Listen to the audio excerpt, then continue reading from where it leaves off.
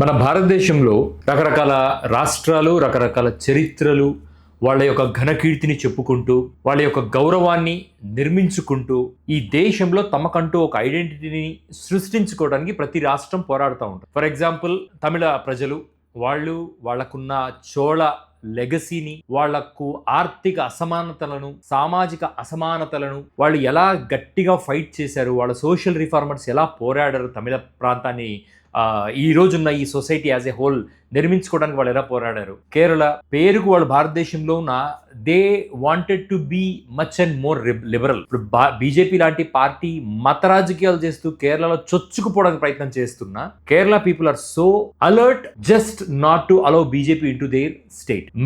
మాకు ఈరోజు భారతదేశంలో సిపిఎం అన్ని చోట్ల ఉనికి కోల్పోయినా కూడా కేరళలో కామ్రేడ్ విజయన్ అంటూ అతనికి గౌరవం ఇస్తూ నెక్స్ట్ మేమే రాబోతున్నామని ధైర్యంగా వాళ్ళు క్యాంపెయినింగ్ చేసుకోగలుగుతున్నారు అంటే the society and it's awareness levels. ఇక కర్ణాటక హిందూ ధర్మాన్ని విపరీతంగా ఆచరిస్తున్నా, హిందూ ధర్మం పట్ల చాలా ఫోకస్డ్గా వాళ్ళు ఉన్నా కూడా ప్రజలు they are very much cultural oriented. Kannada literature పట్ల కానీ, కన్నడ సామ్రాజ్యవాదం కానీ, ఒక కల్చర్ పట్ల కానీ వాళ్ళకు చాలా చాలా ఒక క్లారిటీ, ఆటో డ్రైవర్ దగ్గర నుంచి ఎంటర్‌ప్రెన్యూర్ వరకు క్లారిటీ ఉంది. తెలంగాణను తీసుకుంటే మా తెలంగాణ వాదము, మా కల్చరు, మా భాష అంటూ పోరాడి ఆంధ్రప్రదేశ్ రాజకీయ నాయకుల కబంధహస్తంలో ఇరుక్కుపోయిన వాళ్ళ జీవితాలను లిబరేట్ చేసి 2014లో ఒక ఇండిపెండెన్స్ని అనౌన్స్ చేసుకున్నారు ఆంధ్రప్రదేశ్. ఎందుకు ఆంధ్రప్రదేశ్ ఈరోజు ఒక రాజధాని విషయం దగ్గర నుంచి ఒక రాజకీయ వ్యవస్థల దాకా ఇంత దారుణంగా సఫర్ అవుతుంది? నిన్న అంబేద్కర్ జయంతి జరిగింది. నేను భయపడకుండా చెప్పాలనుకుంటుంది ఏంటంటే, సమాజంలో చాలా సెక్షన్స్ ఆఫ్ పీపుల్కి అంబేద్కర్ అంటే ఒక కోపం. ఒక బడుగు బలహీన జాతులకు తప్పించి ఎందుకు వాళ్ళకు కూడా ఒకప్పుడు సమానత్వాన్ని ప్రబోధించిన అంబేద్కర్ ఇవాళ అంబేద్కర్ని ఒక దేవుడిని చేసి తద్వారా వచ్చే బెనిఫిట్స్ని కొంతమంది ఆ బడుగు బలహీన వర్గాలలో కూడా తమ రాజకీయ అవసరాల కోసం వాడుకునే తీరు సమాజంలో జుగుప్సాకరంగా ఒక సెక్షన్స్ ఆఫ్ పీపుల్లోకి ఒక నెగిటివ్గా వెళ్ళి ఏకంగా అంబేద్కర్ నిర్మించిన ఒక ఫిలాసాఫికల్ ప్రపంచాన్ని ద్వేషించే స్థితికి వచ్చారు. I'm sticking to my words. Ambedkar ప్రబోధించిందేంటి? అంబేద్కర్ సూచించిందేంటి? అంబేద్కర్ అనుభవించిందేంటి? అంబేద్కర్ చూపించిన మార్గదర్శకాలేంటి అన్న విషయాన్ని వదిలేసి అంబేద్కర్ని ఒక దేవుణ్ణి చేసి తద్వారా వచ్చే లాభాలతో రాజకీయ బెనిఫిట్స్ని పొందుతున్న ప్రజల మధ్య బ్రతుకుతున్న మనము అంబేద్కర్ని అడ్డం పెట్టుకొని బతుకుతున్న వాళ్ళు చేస్తున్న అరాచకాలను చూపించి సమానత్వపు గోడల్ని కూల్చేసి సమానతలను నిర్మించుకుంటూ కులాల విద్వేషాలను రెచ్చగొడుతూ మతతత్వ రాజకీయాలు చేస్తున్నామా అనేది ఒక్కసారి ప్రతి ఒక్కరూ మనం ఆలోచించుకోవాలి. ఇటువంటి సబ్జెక్ట్ చాలా మంది వినడానికి ఇష్టం ఉండదు. ఎందుకంటే మనమందరము గొప్ప గొప్ప కులాల్లో పుట్టామని తల్లిదండ్రులు చిన్నప్పటి నుంచి మనకు చెప్తా ఉంటారు. వాడికి పేపర్ గ్లాసుల్లో నీళ్లు ఇవ్వాలి, ఇంటికి పని చేయడానికి వచ్చిన వాడికి పేపర్ ప్లేట్లో అన్నం పెట్టాలి అంటూ ఈ రోజుకు ఆచరిస్తున్న కుటుంబ నేపథ్యం ఉన్న మనము ఆలోచించాల్సింది ఏంటంటే, ఒక క్రిస్టియానిటీ మీదో ఒక ఇస్లాం మీదో దాడి చేస్తున్న మనము మనలో ఉన్న జుగుప్సాకరమైన ఈ అసమానతలను పెంచి పోషించుకుంటున్న ఈ వ్యవస్థల్ని మనం ఎప్పుడు బ్రేక్ చేసుకుంటాము?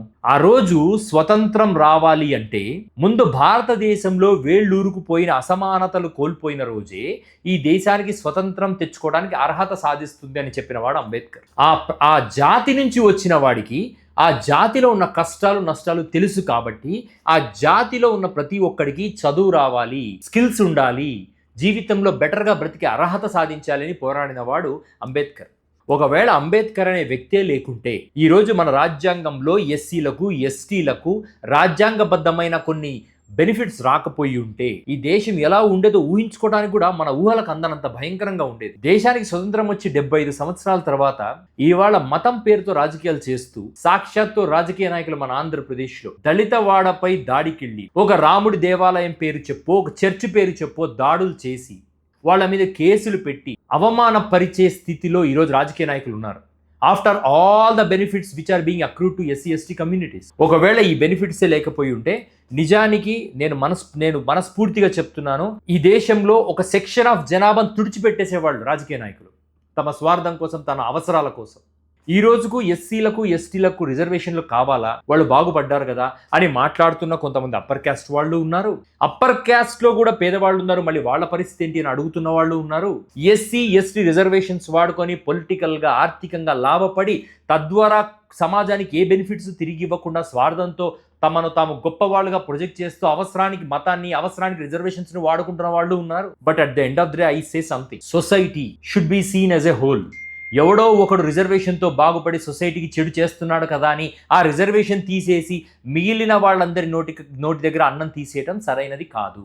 ఈరోజు టెక్నాలజీ పెరిగింది, ఈరోజు సైన్స్ చాలా అభివృద్ధి జరిగింది, ఈరోజు డేటా అనాలిసిస్, డేటా సైన్స్ లాంటి గొప్ప గొప్ప ట్రెండింగ్ టెక్నాలజీస్ వచ్చాయి. మన స్పెండింగ్ కెపాసిటీ, మన ఎక్స్పెండిచర్ ప్యాటర్న్స్, మన ఇన్కమ్ ప్యాటర్న్స్ ఐడెంటిఫై చేయడానికి గవర్నమెంట్ దగ్గర అన్ని రకాల టూల్స్ ఉన్నాయి. ఆధార్ కార్డు ఉంది, పాన్ కార్డు ఉంది. దాని ద్వారా ఎకనామికల్గా వీకర్గా ఉన్నవాళ్ళు, సామాజికంగా వీకర్గా ఉన్నవాళ్ళు, కల్చరల్గా వీకర్గా ఉన్నవాళ్ళు వాళ్ళని రికగ్నైజ్ చేసి వాళ్లకు రిజర్వేషన్స్ అక్రూ చేయించడంలో దేశానికి, ఈ దేశ ప్రభుత్వాలకు ఏమాత్రం కష్టమైన విషయాలు కావు. కానీ ప్రభుత్వాలకు రాజకీయాలు కావాలి. మతం మన ఎమోషన్, తల్లిదండ్రులు మన ఎమోషన్. ఇటువంటి ఎమోషన్స్ ని వాడుకొని మన జీవితాలను చిన్న భిన్నం చేసే యోచనలో ఈ రాజకీయ పార్టీలు ఉన్నాయి.